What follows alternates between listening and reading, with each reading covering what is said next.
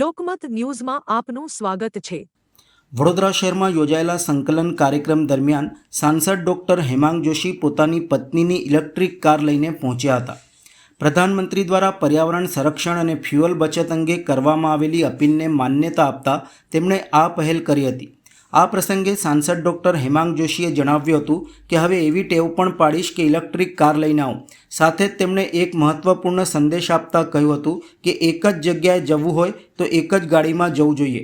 તેમણે લોકોને પર્યાવરણ બચાવવા, પ્રદૂષણ ઘટાડવા અને ઈંધણની બચત કરવા, ઇલેક્ટ્રિક વાહનોનો ઉપયોગ કરવા તેમજ અનાવશ્યક રીતે અલગ અલગ વાહનોનો ઉપયોગ ટાળવા પણ અપીલ કરી હતી।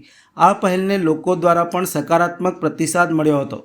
આપણા દેશના યશસ્વી પ્રધાનમંત્રીજીએ જ્યારે આ વૈશ્વિક પરિસ્થિતિઓને ધ્યાનમાં રાખી અને સમગ્ર દેશવાસીઓને જે આહ્વાન કર્યું છે અને આ આહ્વાનની અંદર તમામ દેશવાસીઓને જે અમુક અપીલો કરી છે એની અંદર એક મહત્વપૂર્ણ અપીલ એ ઈંધણ બચાવવાની પણ અપીલ છે।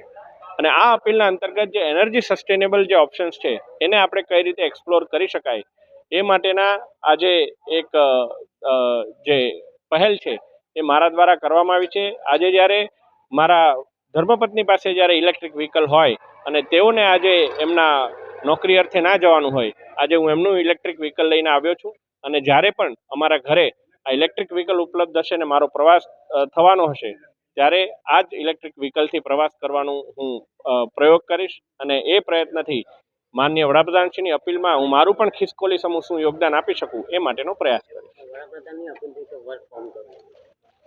માનનીય મુખ્યમંત્રીશ્રીએ પણ આ અપીલને ધ્યાનમાં રાખી અને ગઈકાલે કેબિનેટની બેઠકની અંદર અમુક સૂચનો કર્યા છે। જે વિભાગોની અંદર વર્ક ફ્રોમ હોમ શક્ય બનશે ત્યાં જરૂર પડીએ એના માટે વિચારણા કરવામાં આવશે।